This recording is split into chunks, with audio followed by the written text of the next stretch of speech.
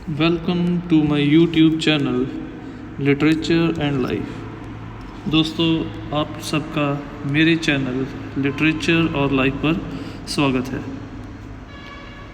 आज हम इस वीडियो के अंदर आपके लिए लेके आए हैं ग्रामर का बहुत ही इम्पॉर्टेंट हिस्सा, दैट इज़ टेंसेस, जिसके ऊपर ना केवल आपकी ग्रामर बल्कि आपकी स्पोकन इंग्लिश और रिटन इंग्लिश भी डिपेंड करती है। और आज के टाइम पे जबकि कम्युनिकेशन स्किल्स डिमांड में है हर प्रोफेशन के अंदर, तो वहाँ पे इस चीज़ की बहुत ज़्यादा डिमांड है कि आप लोग फ्लुएंट हो अपने स्पोकन स्किल्स के अंदर। और स्पोकन स्किल्स तब ही हम लोग फ्लुएंटली बोल सकते हैं जब हमारा बेस स्ट्रांग, और बेस इन द सेंस हम लोग ये मान के चल सकते हैं बेस हमारा जो है वो है बेस हमारा जो है वो है टेंसेस क्लियर होंगे, ऑटोमेटिकली हमारे अंदर रिक्वायर्ड कॉन्फिडेंस होगा फ्लुएंटली लिखने का, फ्लुएंटली बोलने का। तो ऐसी और वीडियोस के लिए मेरे चैनल को सब्सक्राइब ज़रूर कीजिए। तो let's start with today's video, that is past perfect tense. तो आज हम लोग डिस्कस करने जा रहे हैं पास्ट परफेक्ट टेंस को। इसमें भी हमारी बाकी टेंसेस के जैसे 3 मेन टाइप्स हैं, अफर्मेटिव, नेगेटिव एंड इंटेरोगेटिव। सबसे पहले हम लोग जो टेंस करने जा रहे हैं दैट इज़ अफर्मेटिव या positive sentences. In the positive और affirmative sentences in the past perfect tense, we generally use had plus third form of the verb. तो रूल नंबर 1 इसका जो है पॉजिटिव सेंटेंसेस के लिए वो ये है कि पॉजिटिव सेंटेंसेस के अंदर हम लोग हैड प्लस ग्रामर की थर्ड फॉर्म को यूज़ करते हैं। ठीक है, वर्ब की थर्ड फॉर्म को यूज़ करते हैं। हैड लगेगा हमारा हेल्पिंग वर्ब और उसके साथ हमारी थर्ड फॉर्म ऑफ वर्ब जो है वो यूज़ होगी। यूज़ ऑफ हैड किन नाउन्स या प्रनाउंस के साथ लगता है? Is used with he, she, it, I, we, they, you and other singular as well as plural noun और प्रनाउन। तो इनके अलावा जो भी और सिंगुलर नाउन और प्रनाउन पास्ट में होंगे उनके साथ हम लोग हैड का इस्तेमाल करते हैं।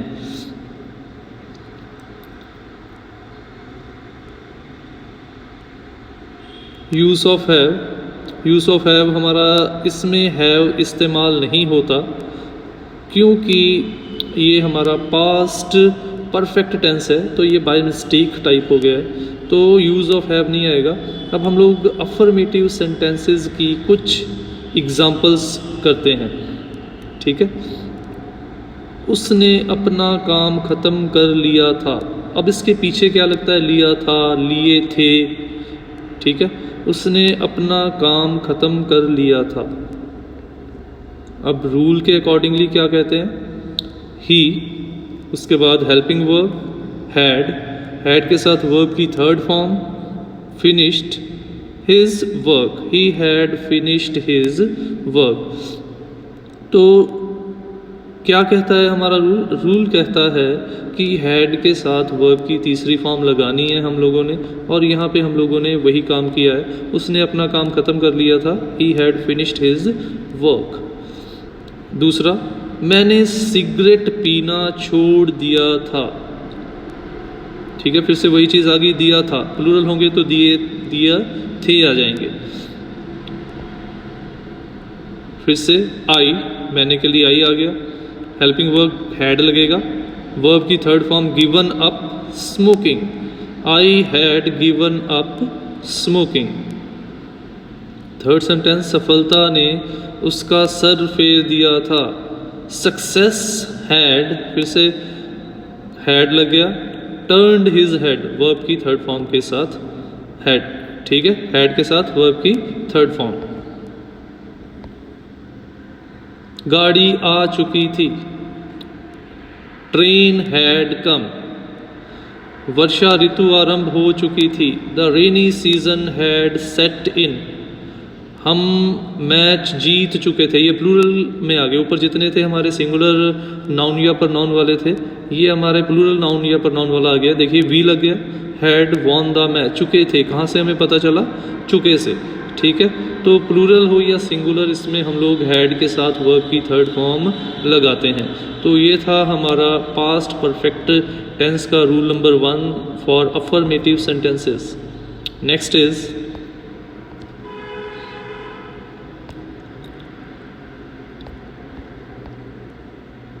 negative sentences. In the negative sentences, in the present perfect tense, we generally use, ठीक है, नेगेटिव सेंटेंसेस में क्या लगाते हैं, है वही हेल्पिंग वर्ब के साथ वर्ब की थर्ड फॉर्म, बट क्योंकि नेगेटिव सेंटेंस है तो नेगेटिव को रिप्रेजेंट करने के लिए हम लोग नॉट या नेवर जो है हेल्पिंग वर्ब और वर्ब के सेंटर में लगा देंगे, यानी कि had plus not plus third form of the verb, ठीक है, या ये भी कहते गलत नहीं होगा, हैड नॉट प्लस वर्ब की थर्ड फॉर्म। अब यूज़ ऑफ हैड नॉट कहाँ कहाँ पे लगेगा, जहाँ जहाँ पे हैड लग रहा था हमारा, is with he she it this you I we they and other singular as well as plural nouns and pronouns, ठीक है। तो फ़र्क सिर्फ इतना है पिछले रूल से नेगेटिव में कि हैड के साथ नॉट लगेगा और वर्ब की थर्ड फॉर्म हम लोग यूज़ करेंगे। उसने पुराना मकान नहीं बेचा था, ही had not sold his old house, उसने पुराना मकान, ठीक है, देखिए फिर से वही था लिया, ठीक है, बट इसमें एक चीज़ एक्स्ट्रा लग गई, वो थी नेगेटिव को रिप्रेजेंट करने के लिए नहीं, he had not sold his old house, मुझे तुम्हारा पत्र नहीं मिला था। दूसरा, I had not received your letter, I had not received your letter, देखिए सबसे पहले सब्जेक्ट आया, हेल्पिंग वर्ब आई, फिर नॉट आया, फिर वर्ब की थर्ड फॉर्म आई और फिर ऑब्जेक्ट आया। बाकी सेंटेंसेस में भी बिल्कुल ऐसा, वर्षा ऋतु अभी बंद नहीं हुई थी, वर्षा अभी बंद नहीं हुई थी, the rain had not stopped yet.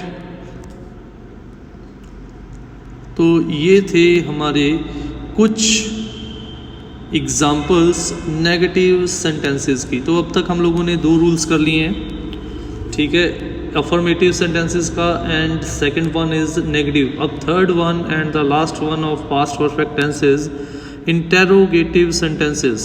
In the interrogative sentences in the past perfect tense, we generally use had before the subject with the third form of the verb. इसमें जो हैड है वो सब्जेक्ट के आगे, क्योंकि interrogative प्रश्नवाचक हम लोग बोल देते हैं, तो प्रश्नवाचक को 2 कैटेगरीज में, या तो व्हाट व्हेन विच वाई वाली फैमिली होगी या हेल्पिंग वर्ब वाली फैमिली। तो हेल्पिंग वर्ब वाली फैमिली में हैड जो है वो स्टार्टिंग में लगेगा, यानी कि सबसे पहले हैड लगेगा, फिर सब्जेक्ट लगेगा, फिर हमारी वर्ब की थर्ड फॉर्म लगेगी।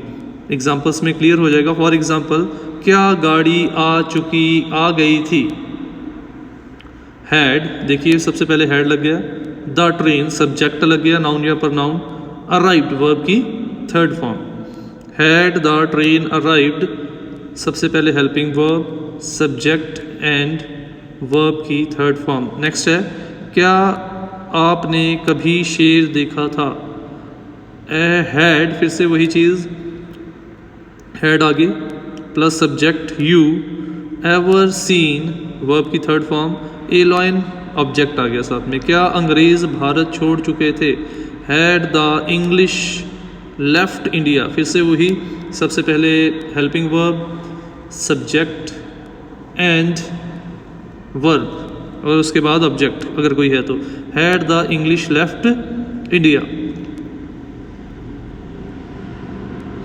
मिसक्लीनियस, क्या आपने अपना वचन पूरा नहीं किया था। हैड यू नॉट, ये नेगेटिव भी आ गया, सबसे पहले आ गया हेल्पिंग वर्ब, फिर सब्जेक्ट, फिर नॉट, फिर हमारी वर्ब की third form. Had you not fulfilled your promise. कुछ मिसक्लीनियस एग्जांपल्स हैं इसकी। मैंने पत्र डाक में डाल दिया था। कौन सा सेंटेंस है ये, अफर्मेटिव है या नेगेटिव है या कोई इंटेरोगेटिव है। तो हम लोग देख रहे हैं पीछे क्वेश्चन मार्क नहीं है, it is not an interrogative sentence. नहीं लगा कहीं पे भी, नेगेटिव वर्ड नहीं लगा, it is not an negative sentence. और इसका मतलब जो बच गया वो है अफर्मेटिव या पॉजिटिव सेंटेंस। मैंने पत्र डाक में डाल दिया था। I had posted the letter, उसने अंग्रेज़ी में अपनी कमी पूरी कर ली थी। ये भी हमारा अफर्मेटिव है, ना तो नेगेटिव है ना ही इंटेरोगेटिव है। He had made up his deficiency in English, उसने मेरी सहायता नहीं की थी। ही हैड नॉट हेल्प्ड मी, उसने मेरी सहायता नहीं की। He had not helped me. इन दिनों में कीमतें नहीं बढ़ी थी। ये आ गया हमारा नेगेटिव, ऊपर वाला भी नेगेटिव था, नहीं लगा था। The prices had not gone up in these days. क्या मेरी कमीज़ फट गई थी। इंटेरोगेटिव आ गया question mark. Had my shirt worn out। तो ये थे कुछ रूल्स हमारे पास्ट परफेक्ट टेंस के लिए। और इसमें हम लोगों ने 3 टाइप्स ऑफ सेंटेंसेस किए। एक छोटा सा रिवाइंड कर लेते हैं हम लोग वीडियो को ख़त्म करने से पहले। पहला किया था हम लोगों ने अफर्मेटिव या पॉजिटिव सेंटेंस, जिसका रूल कहता था हैड के साथ वर्ब की थर्ड फॉर्म लगेगी। नेक्स्ट किया था नेगेटिव सेंटेंस, जिसका रूल कहता था कि हैड के साथ हम लोग नॉट लगाएंगे, फिर वर्ब की थर्ड फॉर्म लगाएंगे। और फोर्थ था इंटेरोगेटिव सेंटेंस, जिसमें रूल कहता था सबसे पहले हेल्पिंग वर्ब हैड आएगा, फिर सब्जेक्ट आएगा और फिर वर्ब की थर्ड फॉर्म आएगी। तो ये थे हमारे पास्ट परफेक्ट के बारे में एक वीडियो। उम्मीद करता हूँ आपको वीडियो अच्छी लगी होगी। अगर वीडियो अच्छी लगी हो तो चैनल को लाइक और सब्सक्राइब ज़रूर कीजिए। Thanks for watching the video. Don't forget to subscribe my channel, click on the bell icon to get the latest updates.